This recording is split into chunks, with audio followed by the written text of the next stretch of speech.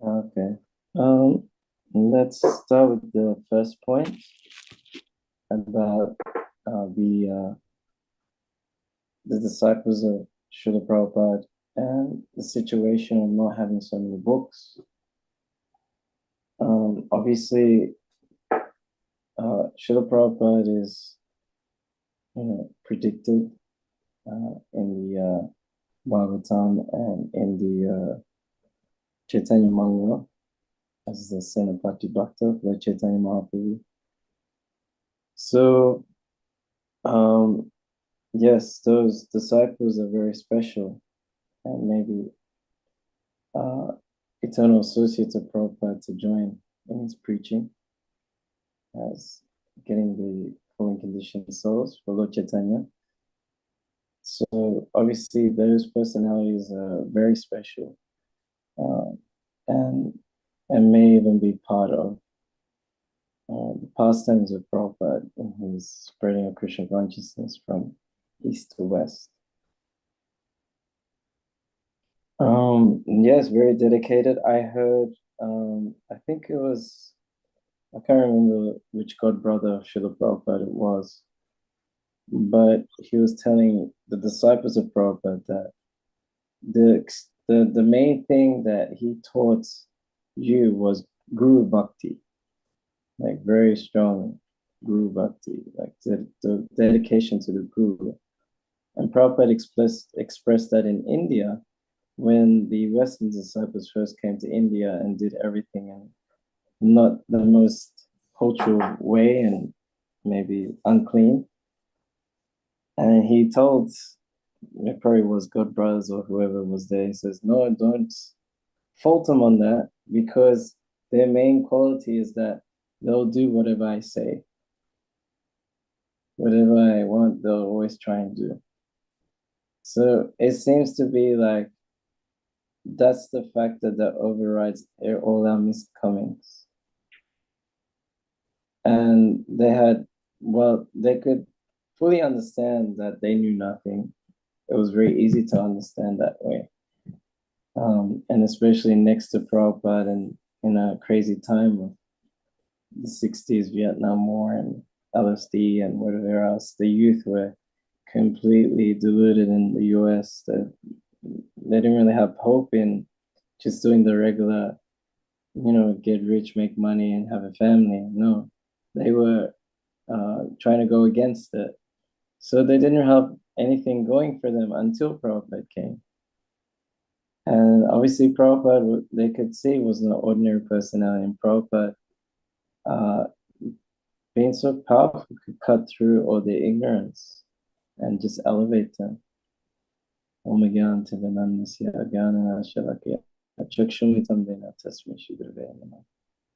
spiritual master has forced open my eyes with the torchlight of knowledge. I was born in the darkness of ignorance.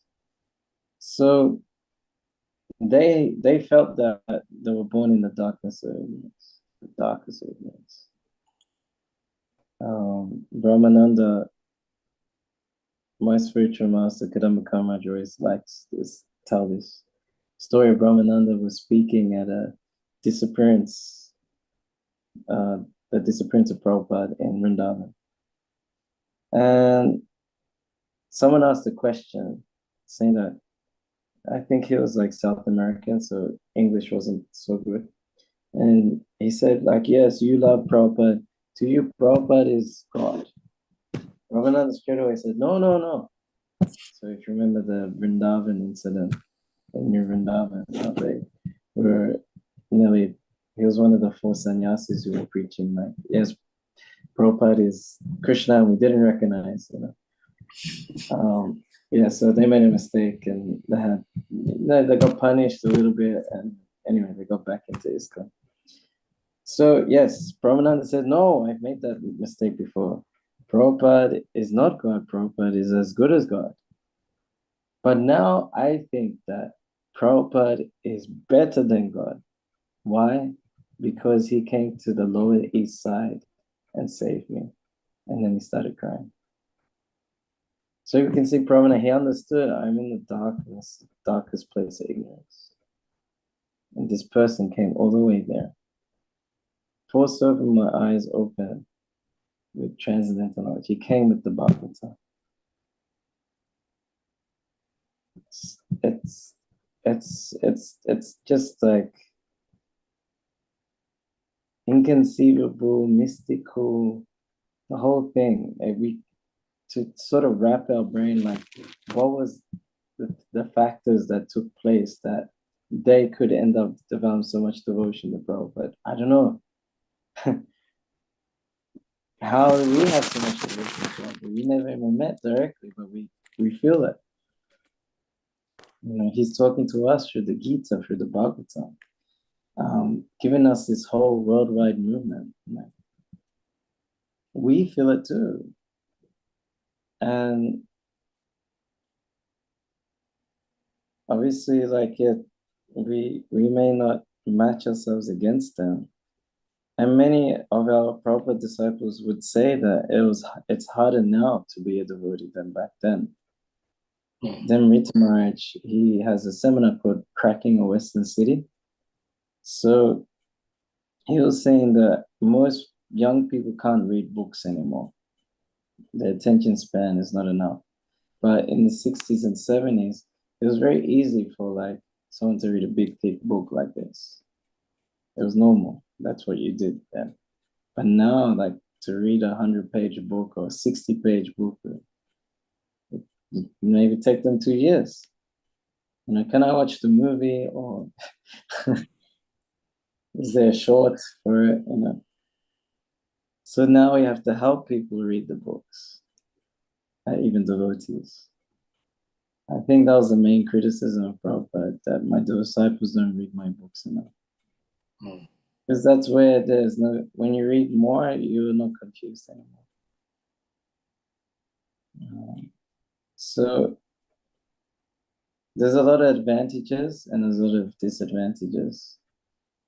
But like Prabhupada said to the Indians, or who are the God brothers or other Brahmins, it's yes, don't fault them, don't find too much fault if they can't be culturally up to standard, but they'll do whatever I say.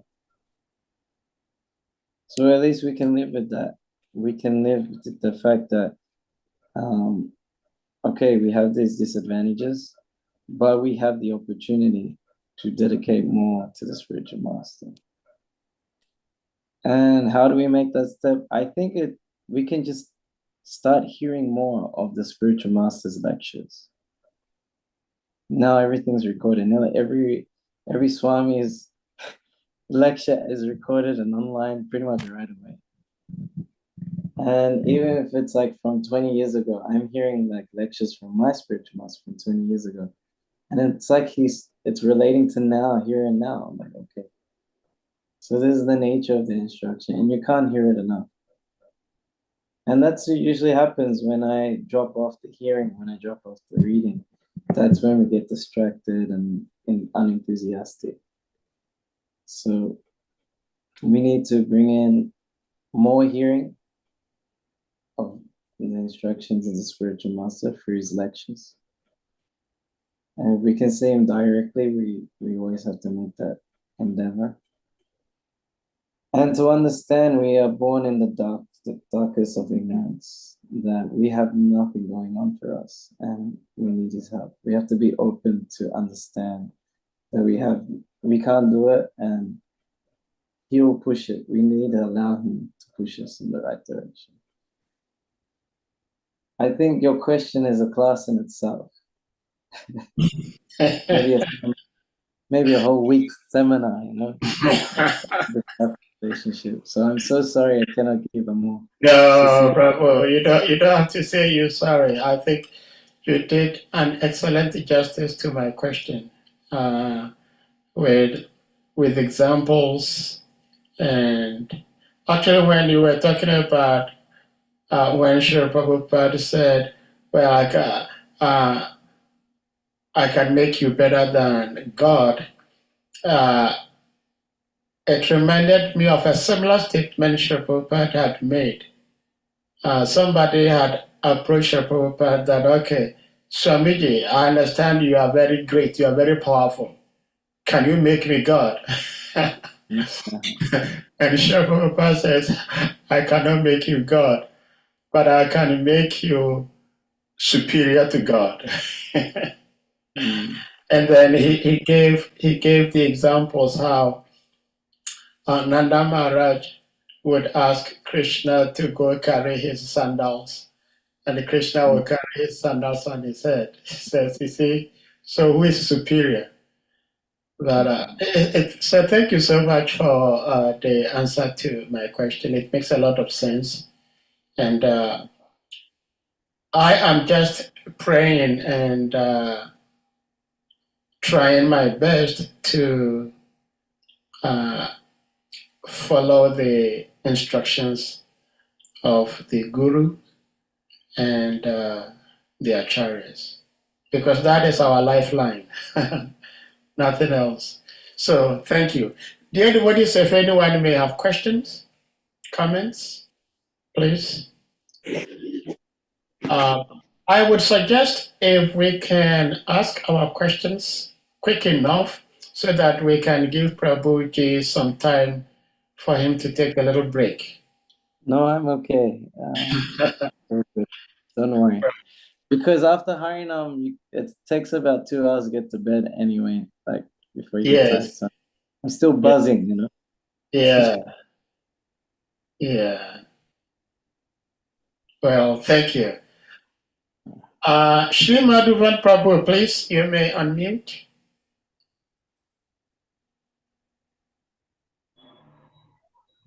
Hare Krishna Prabhuji.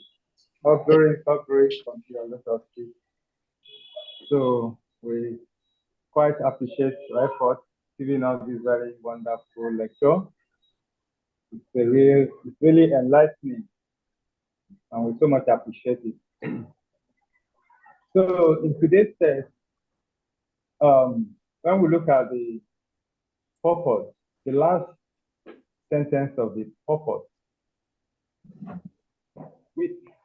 we stated that in the process of devotional service, the first step is to take shelter of the spiritual master, and then inquire from the spiritual master all about the process. But practically, or most of the time, the first encounter anyone has is maybe when it came across a devotee. It will be much of later that you could have the opportunity to get a close contact with the spiritual master.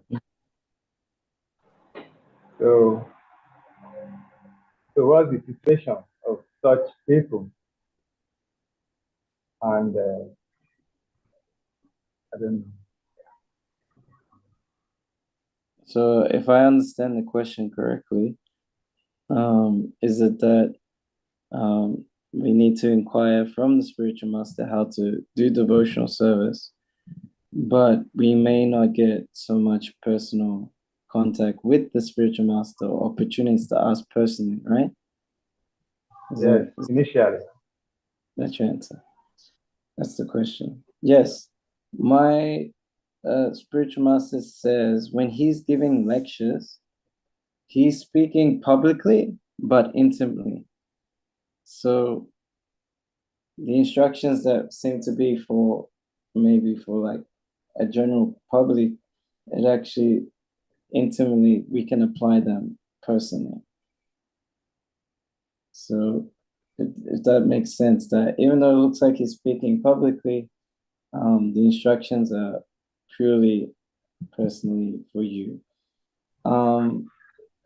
But obviously we do need the Vapu, we do need the personal association. And so we take opportunities for that. And within those interactions, we may get a personal instruction. But most of our instructions are just following in the line of Prabhupada, like the chanting 16 rounds and 4 regular principles, reading of the books, doing devotional service under some temple authority. So Sometimes the spiritual master just says, yes, please follow your temple authority or local authority. They may instruct that way. But if you do still have, now we have the internet, so you can do always WhatsApp and email and stuff.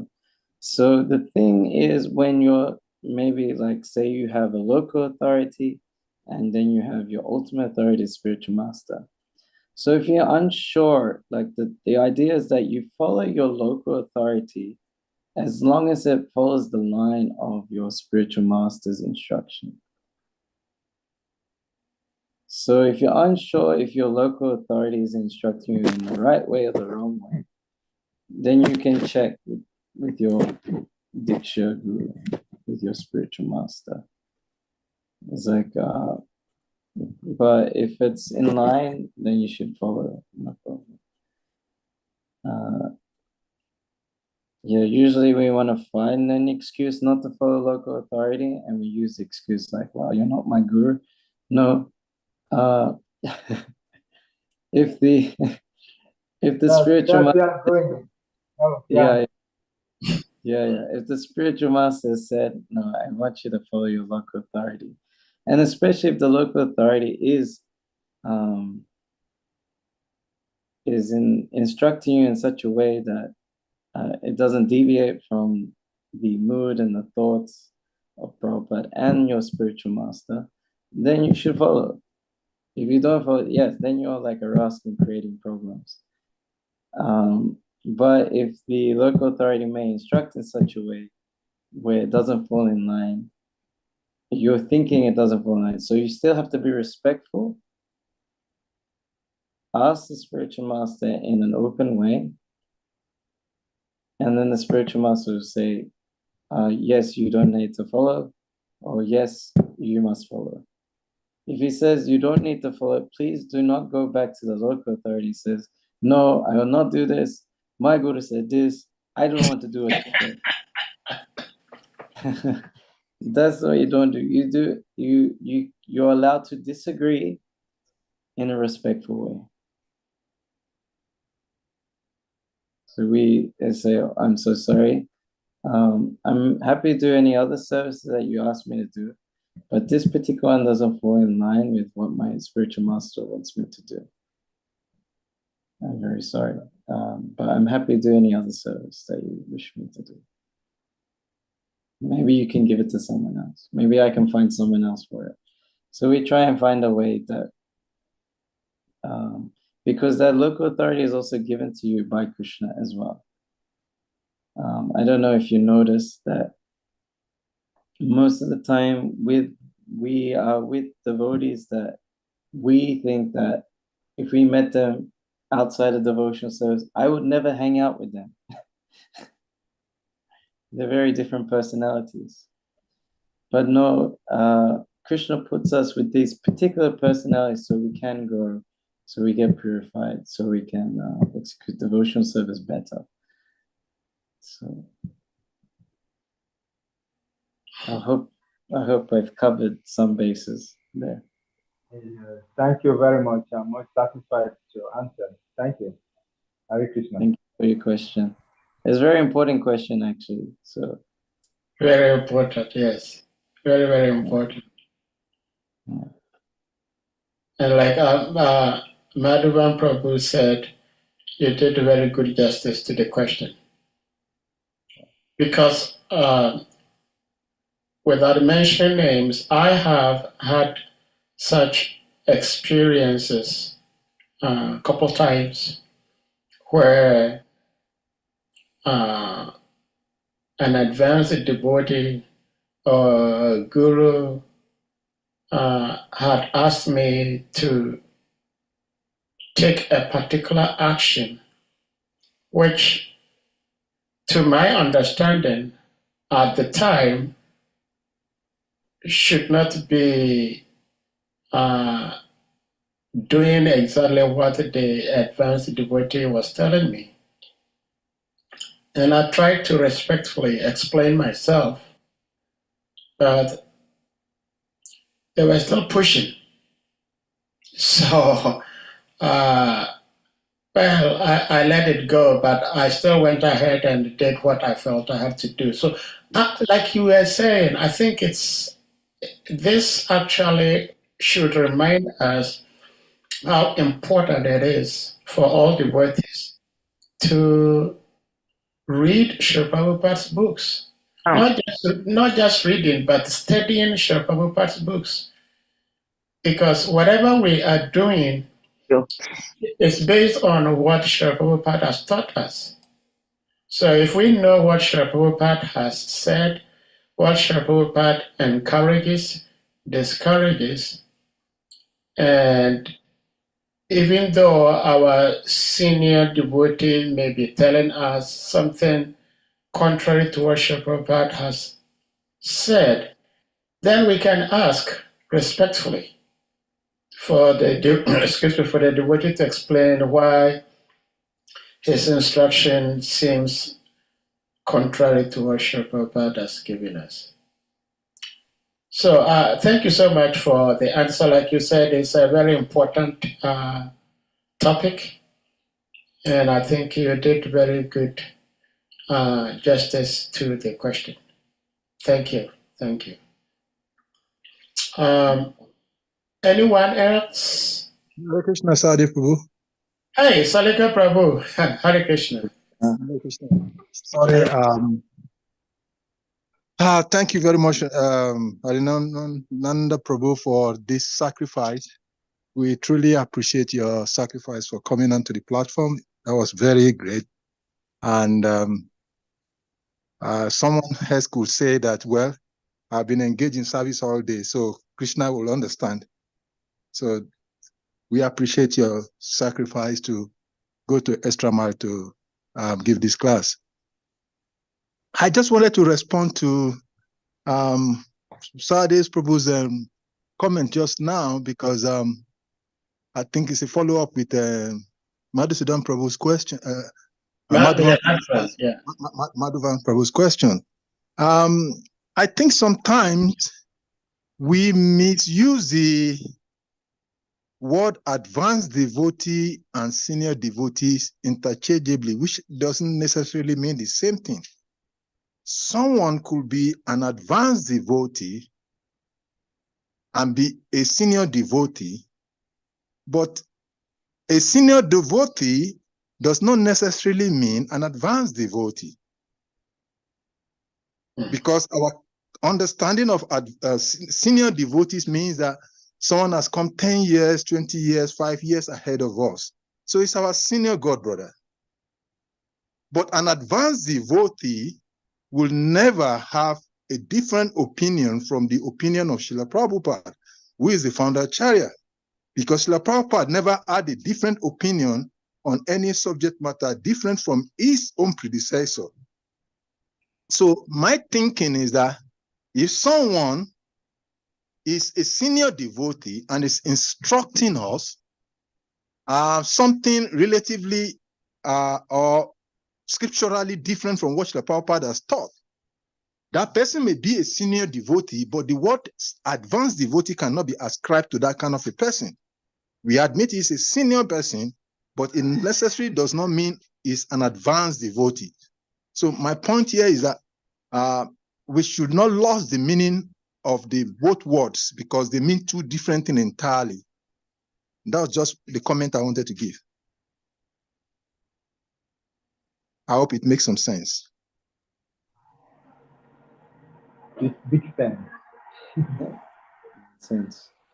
My experience when dealing with these confrontations, especially like we have this term in Harinam Ruchi, say like with a manager we have a disagreement, we just call it pastimes. Yeah, we had some pastime, but it doesn't mean like we don't have a good relationship. Many times it may happen that happened to me, that there's someone who's an authority, a manager somewhere, and we've clashed due to like I need to do my service for my spiritual master. He needs to do his service to manage a temple. So then we clashed at that point. But then personally, we're friends, no problem. Like, we don't have ill feelings towards each other. We're each other's well-wishers. So it's only in Krishna consciousness you can do that. It's amazing. I was surprised. Because usually when you have a clash with someone, you can't be friends. But, you know, somehow we're able to separate, okay, our services may clash, but us each other, appreciate each other as being devotees, because there's not many of us, so we might as well give each other a break. Have good relationships. Well, Shri Salika Prabhu, thank you so much for the sharing. And I honestly agree to what you're saying, that there is a difference between a senior devotee and an advanced devotee. Because I think it was Guru Govinda Maharaj or somebody, I think Guru Govinda Maharaj, he had his first, second, and the sannyas initiation almost all together. You see, all together. There are some devotees who got first and second initiation at the same time. And there are others, it took them years upon years upon years to have their first initiation.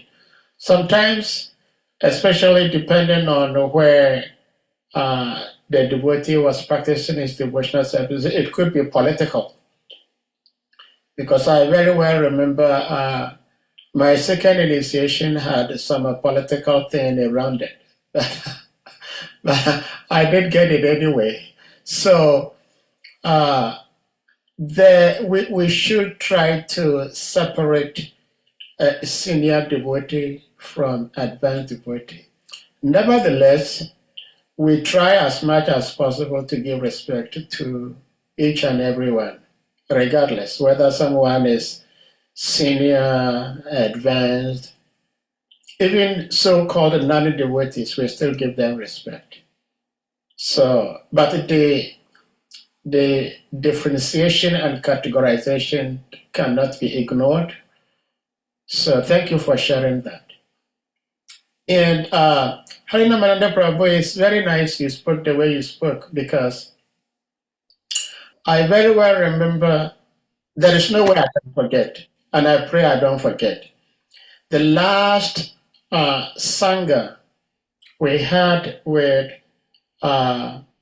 your precious Guru, His Holiness Kadamba Kanana Swami Maharaj, on this very platform, he said something to us. You know, when you were speaking, you were saying sometimes, if not all the time, the spiritual master may speak as if he's speaking to the public, but he's speaking to the disciples also. So Maharaj was saying that we all need to eat.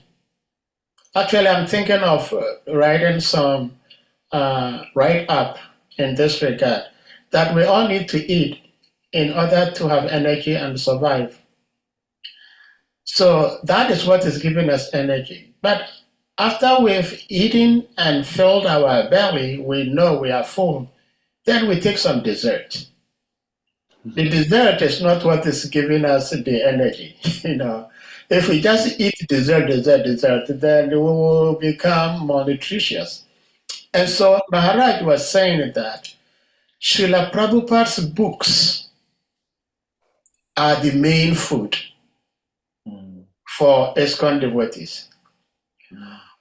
We are not ignoring or disrespecting other acharyas or even our previous acharyas' writings, but they are desserts. But slowly, I am seeing in ISKCON that, unfortunately, it happens frequently where when devotees are speaking, they make references to previous acharyas much more than they do with Srila Prabhupada, which I find something important for us to remember to refrain from. So thank you for helping me remember what your precious Gurudev, His Holiness Kanana Swami Maharaj shared with all of us. And I'm trying to remind and also encourage other devotees that we all try to follow suit. That Srila Prabhupada's books are the first and the foremost, and all other books and teachings are desserts. If you have something to add to that, Harinamananda Prabhu, please, you may do so. Hare Krishna. Yeah, Prabhupada, I think it was in the end of the Madhya or Anchalila. He said that if one doesn't read the books, then they'll simply eat, sleep, and fall down.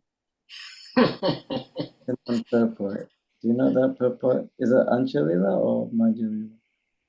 It's at the end. I don't recall, but I remember that particular statement. Maybe I can find it.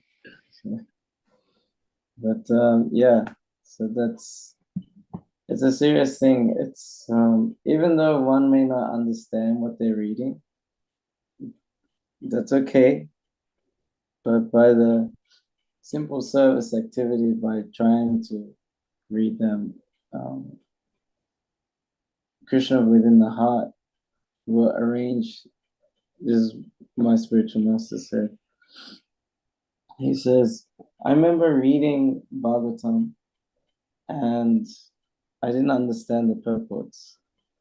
But then when I was doing service and being out in the world, it was like Krishna arranged things in such a way where I could understand what I read. And I've seen that too. Sometimes I tell devotees, you must read Srimad Bhagavatam. It's like putting rocket boosters in your spiritual life. Because Krishna in the heart is understanding that, oh, you're trying to know about me? So you're reading the words of the pure devotee. You don't understand. So he arranges the world in such a way that you'll live the purport itself. You'll be in the purport and he'll show you how it works. So that's the mysticism of hearing Bhagavatam and reading Bhagavatam. Like Bhagavatam class, the mysticism I found, especially when you ask a question in the class, Krishna in the particular class would come at the end. Like the question that you ask, he'll show the full answer that day of what you're trying to understand. And then if you're the one giving the class, then Krishna will test you if you actually follow what you said on the day.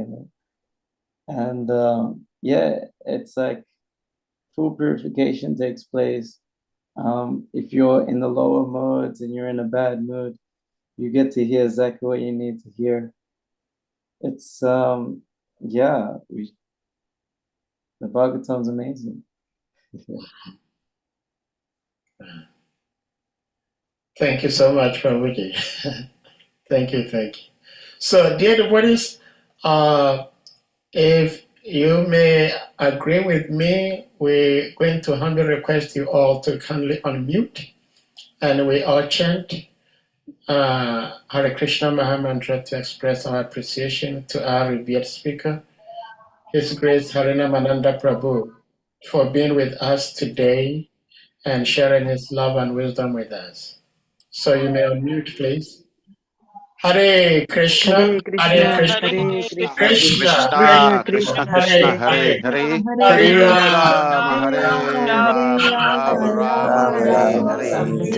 Panchakalpatariyascha, Kripa Sindhubhya eva cha, Patitanam Pavanebhyo Vaishnavebhyo Namo Namaha. His Grace Harinamananda Prabhu ki jai. Jai.